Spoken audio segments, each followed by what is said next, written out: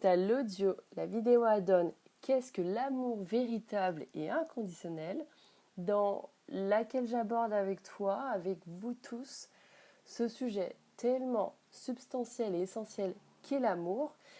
Et je te laisserai le lien direct juste en dessous. T'en auras besoin si t'as pas encore écouté l'audio, visionner la vidéo, ou bien si tu voudrais la revisionner et re-revisionner.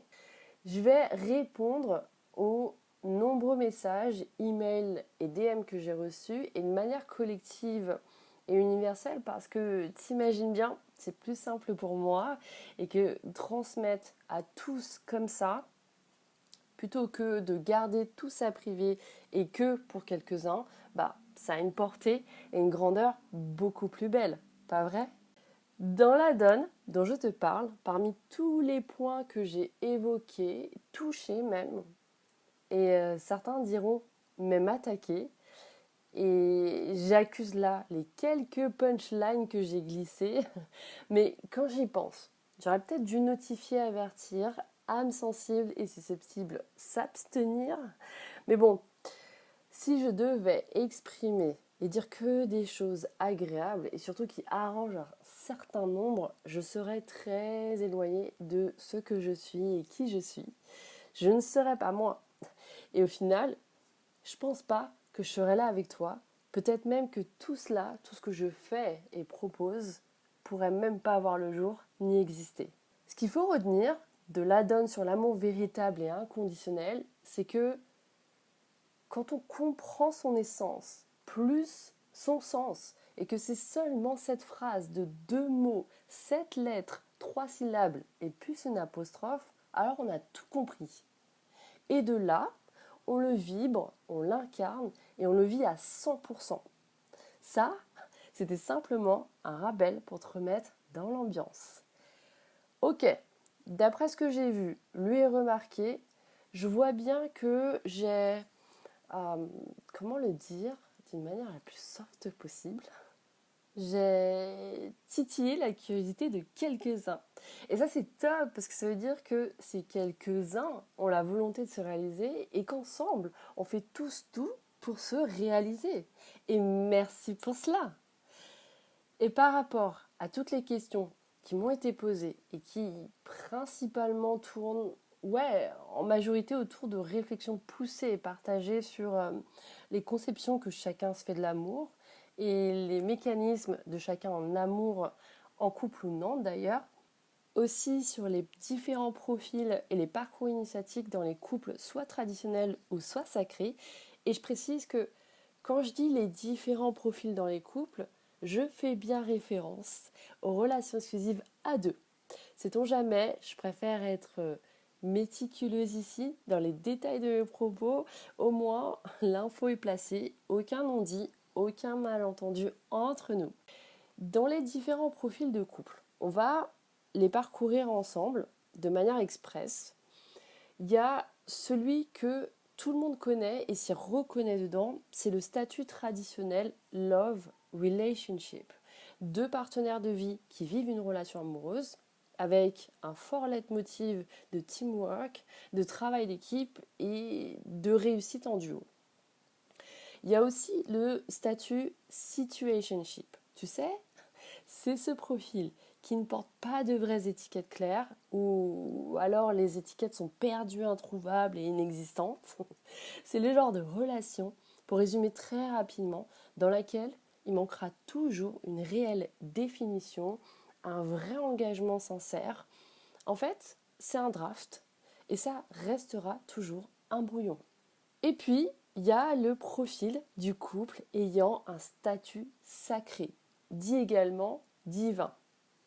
C'est la relation karmique qui connecte deux âmes unies par l'amour, liées par le karma, désunies par les vies antérieures vécues ensemble ou non, et dans laquelle les deux doivent bosser sur l'élévation de leur âme au travers de la transcendance de leurs blessures originelles et d'âmes qui ne sont pas encore transmutées et plus leur mémoire transgénérationnelle et cellulaire.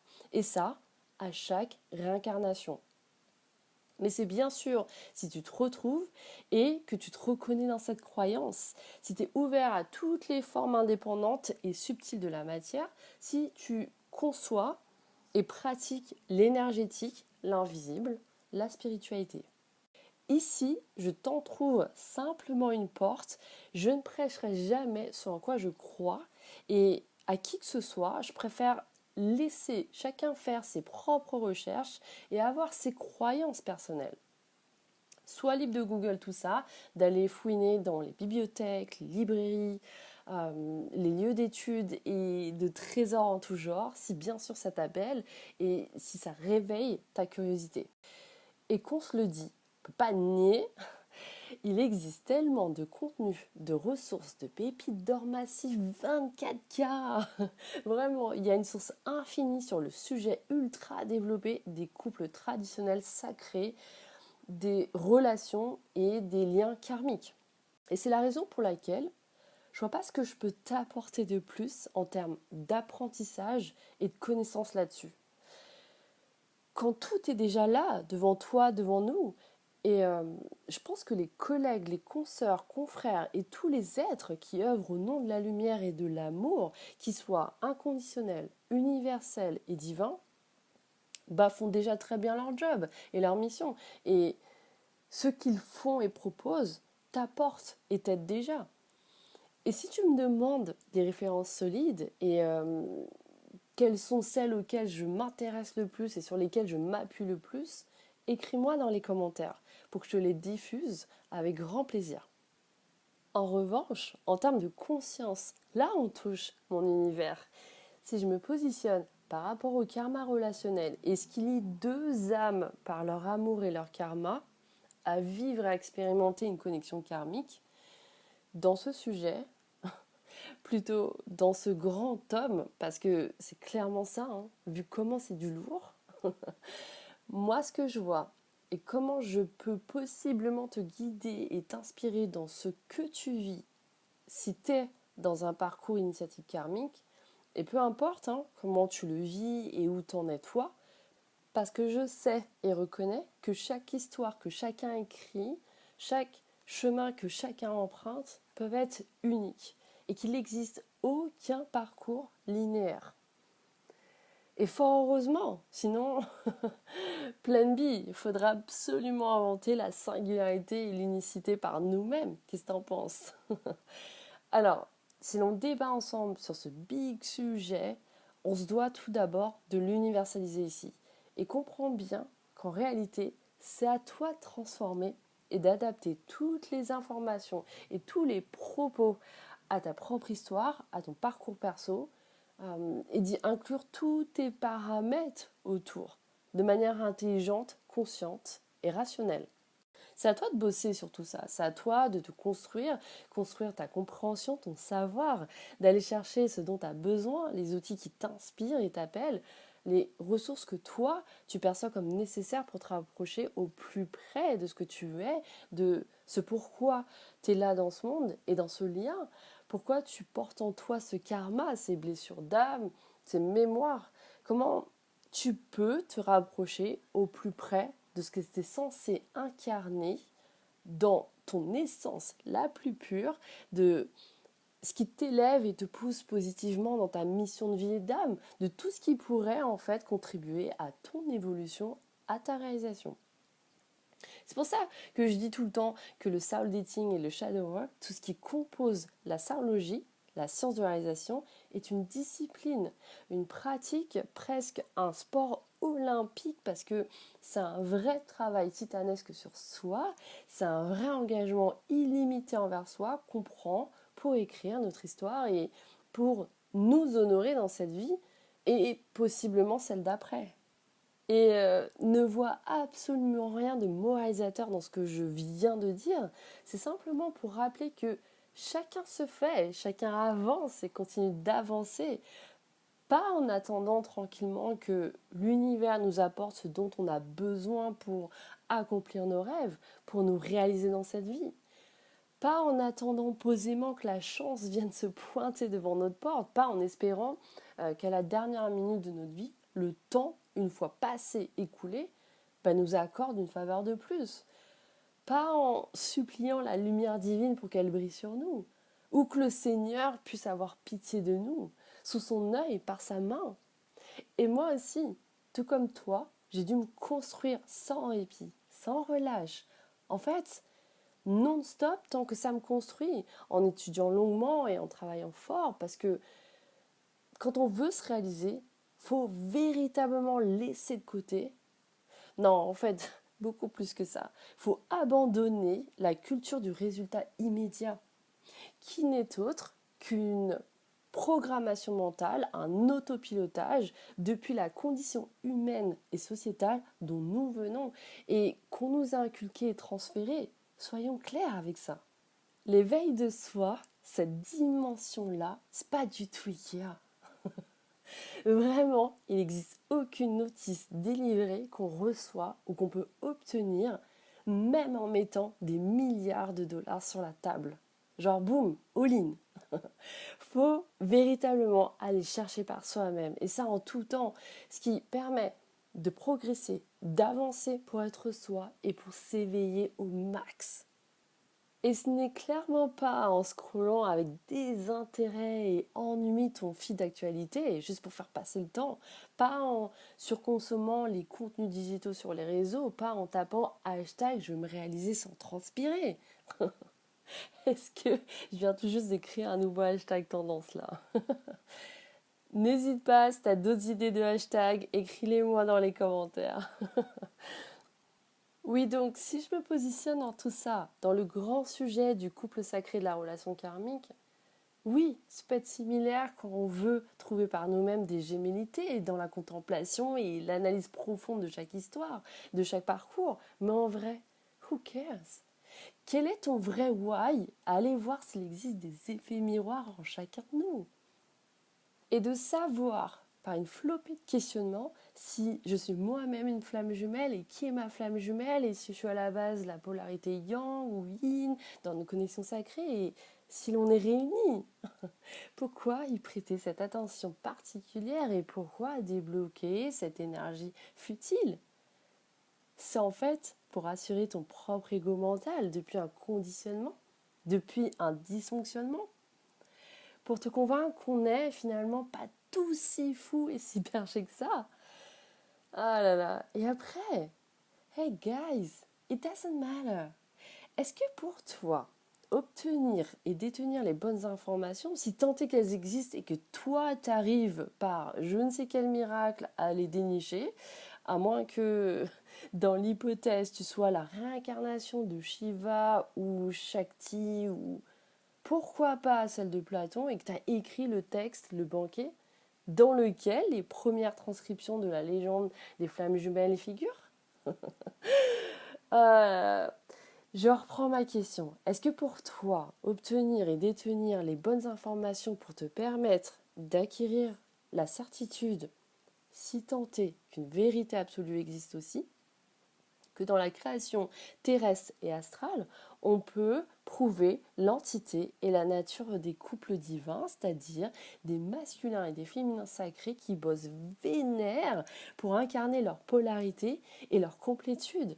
Et de là, chiffrer des statistiques du nombre réel de FJ et d'âmes jumelles.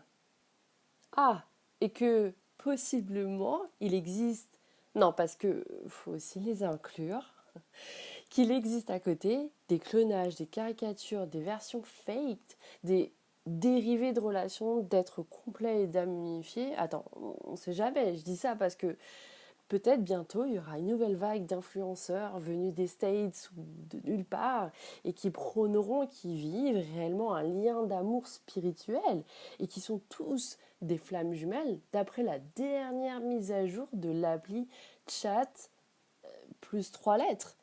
Évidemment, tu m'as suivi. L'application d'intelligence artificielle qui fait un peu trop écho. Et j'anticipe là. Bah quoi, j'innove moi aussi. J'invente une prochaine tendance néo-spirituelle issue d'amour artificiel. Histoire qu'on se laisse pas surprendre quand ça arrivera, quoi. Et si tu es totalement lost dans tout ça et que tu veux savoir qu'est-ce qui est vrai et qu'est-ce qui ne l'est pas, savoir qui dit vrai et qui dit faux, si tu réfléchis bien, est-ce que ça t'aiderait toi à avancer mieux et peut-être même mieux que qui que ce soit dans ton parcours, ta relation et ton histoire? Bah t'as la réponse. Certes, si on se les reconnaît, on a tous en nous des grands axes de travail communs, que l'on soit flamme jumelle, âme sœur, âme jumelle, jumeaux cosmiques et que sais-je encore, parce que j'ai l'impression que ça amuse quelques-uns d'inventer de nouvelles appellations, tout ça pour foutre encore plus le bronze que ça ne l'est déjà. Oui, ça peut se refléter en chacun de nous dans les différentes et multiples étapes qu'on vit, qu'on traverse, qu'on apprécie et qu'on expérimente. Mais ça, c'est parce qu'on décide que c'est identique, ressemblant et égal. On se réconforte à se convaincre qu'il y a forcément des reflets, des parallélismes, des tracés déjà toutes faites qui nous attachent, qui nous rattachent tous. Oui, dès lors qu'on veut absolument, et même si c'est de l'ordre de l'imaginaire et ou de l'inconscient, juxtaposer tout le concept du couple sacré de quelqu'un à soi, mais encore une fois, c'est une programmation mentale et on revient encore à cet ego mental et toute l'illusion qu'on s'est créée autour. Et bien sûr que je partage tout, je transmets tout, même quand c'est intime, confessionnel, personnel et révélateur. Et tout comme toi et n'importe qui d'autre dans ce lien, ce parcours, je sais, je connais la douleur déchirante qui nous hante dans la nuit noire de l'âme, le chaos intérieur, la dépossession totale du soi, l'acceptation de descendre si bas qu'on se demande comment on va retrouver la force de se relever à nouveau, la mort de l'ego, la souffrance dévastatrice, la traversée du désespoir, la perte de raison de vivre, le néant, le rien qu'on ressent dans la phase séparation. Mais on a tous tout survécu, il me semble. Pas vrai? Et quand je décide de partager tout, c'est pour transmettre tout. Tant que c'est inspirant, tant que ça te guide, tant que ça libère des cœurs. Mais pas quand ça peut et quand ça permet de nourrir les conditionnements humains, les gossips et les égotripes. Un. Et ce que moi j'étudie et ce que j'acquiers en termes de connaissances nouvelles et de savoir acquis aujourd'hui ne va peut-être pas toi t'inspirer ni t'appeler là maintenant comme moi. Et en fait, ce n'est peut-être pas ton call d'aujourd'hui ni du moment d'ailleurs. Mais save, enregistre tout ça quelque part parce que ça peut l'être plus tard. Et c'est pour ça qu'en anglais on dit someday or one day.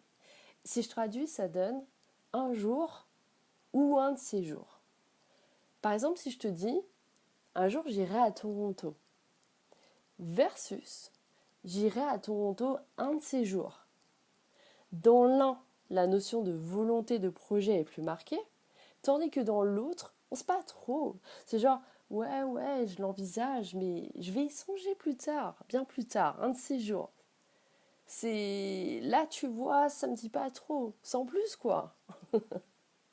C'était pour te montrer et t'expliquer que vraiment tout dépend d'où t'en es dans ton travail sur toi, comment tu te situes sur ton échelle personnelle de volonté, sur ce que tu veux réellement bosser, d'épisodes d'évolution vers où tu veux te diriger à l'instant où tu m'écoutes, tu me regardes.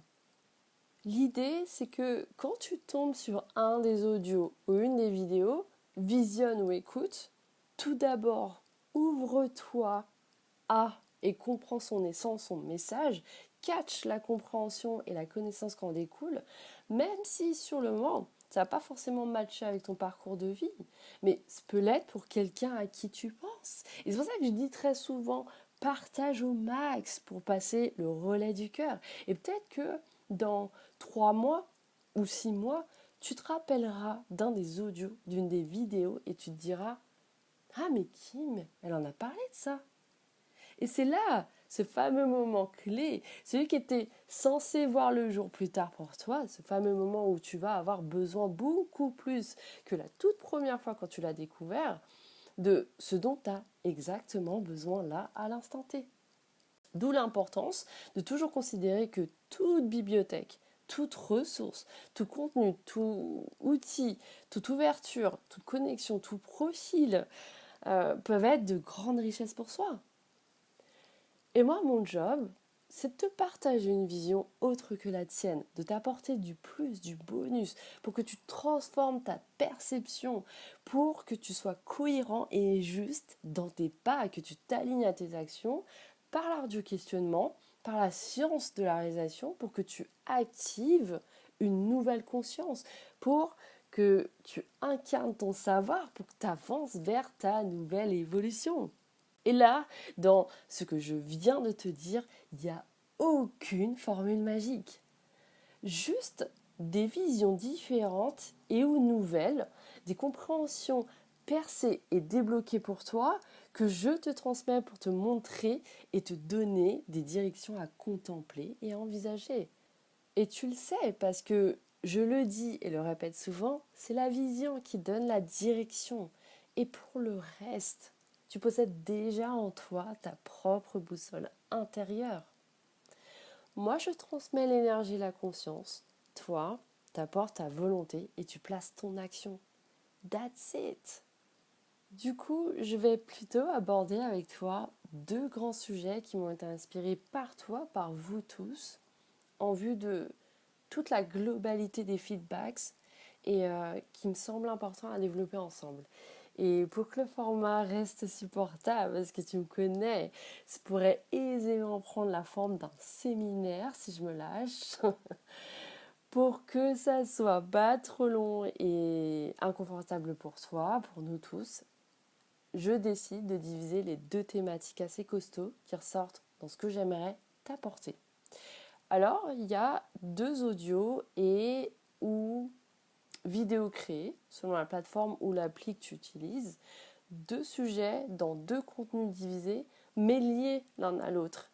Et qui sont les suivants, la patience et le lâcher-prise. Et j'entends déjà des soupirs, des plaintes et peut-être des cris. Je vois des yeux levés au ciel car je sais, comme certains peuvent être blasés, écœurés et saturés par ces deux mots-là, ces mots tellement mal utilisés et balancés, limite au visage, tiens, prends-toi ça, comme des remèdes, des antidotes, des pansements, alors que ça vient seulement couvrir nos mots, MAUX, et même parfois nos mots, MOTS. Si t'espérais qu'on entende tes cris de l'âme, je sais que tu as dû te tourner vers ce genre de pratique de speech, tu as dû bouffer du contenu dans lequel on t'a bassiné avec la patience et le lâcher prise, et que désormais, tu as limite des nausées dès que tu les entends et les vois, dès que quelqu'un les prononce pour tout expliquer, tout excuser, tout déresponsabiliser. Et oh my, comme je te comprends.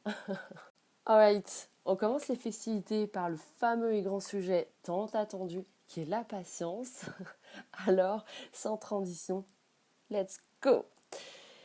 Parfois, les conséquences des circonstances ont une influence, une cause à effet sur notre avancée, que ce soit dans nos relations ou dans notre travail. On sent qu'il y a des ralentissements, que ce n'était pas aussi fluide que ça pourrait l'être, qu'on a eu des imprévus, des choses hors contrôle se sont passées, que finalement, on n'a pas pu les prévoir et les gérer. Et donc la seule chose qui nous reste, c'est la patience. Mais qu'est-ce que la patience?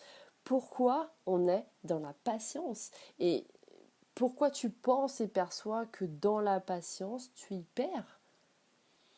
Et je veux vraiment te faire un point là-dessus dans cet audio, cette vidéo. Déjà, on va commencer par l'art des mots pour clarifier la compréhension de chacun.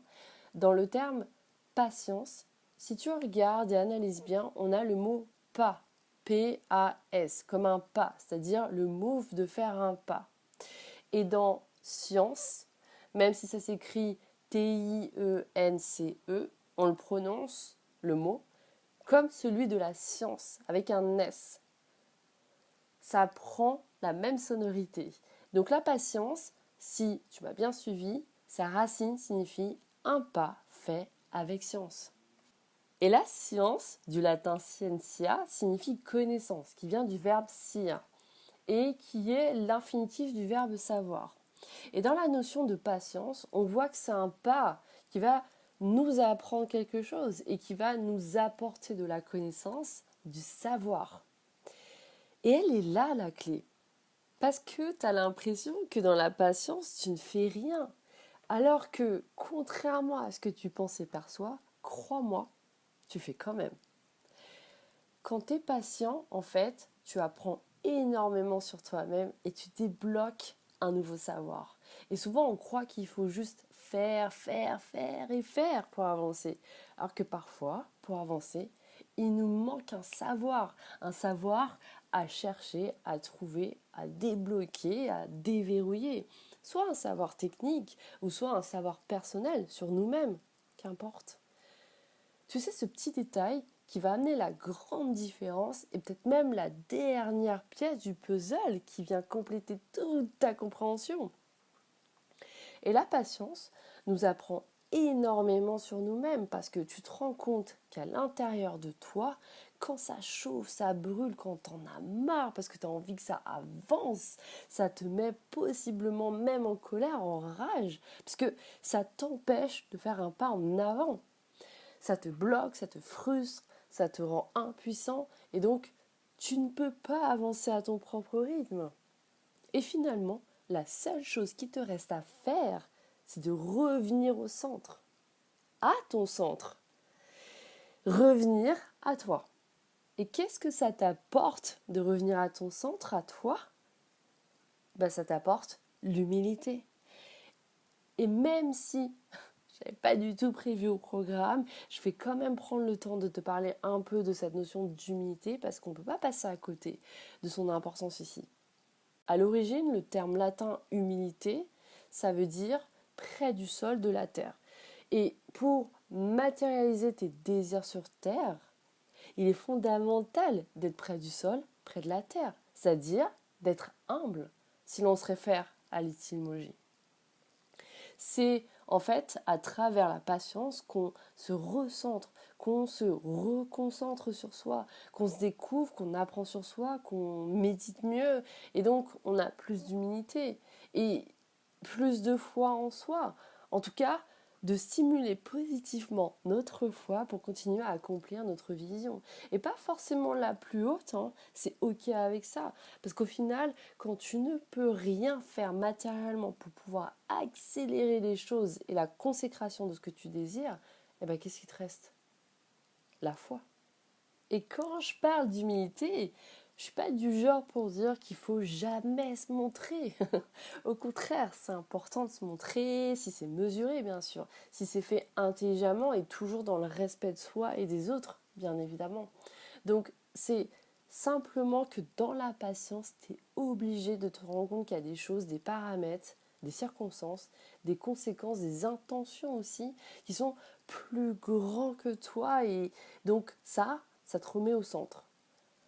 Cette patience va te permettre de travailler sur toi, de développer ton pouvoir intérieur derrière, vu que tu ne peux plus agir à l'extérieur, pour apprendre beaucoup plus en te recentrant sur toi, plutôt qu'en voulant faire tout et tout de suite. Plutôt qu'en voulant aller contre le flot de l'instant du moment. Et quand je te disais que dans la patience, on fait un pas avec science, c'est là où tu vois que dans la patience, il y a la science, un savoir caché derrière. Et ça, c'est ce qui la rend magique. Parce que tu te rends compte que les plus grands maîtres ou les personnes qui ont accompli les choses les plus inspirantes sur Terre, ce sont des personnes qui ont fait preuve de patience et qui l'ont utilisé comme un outil clé, comme une technique d'art presque.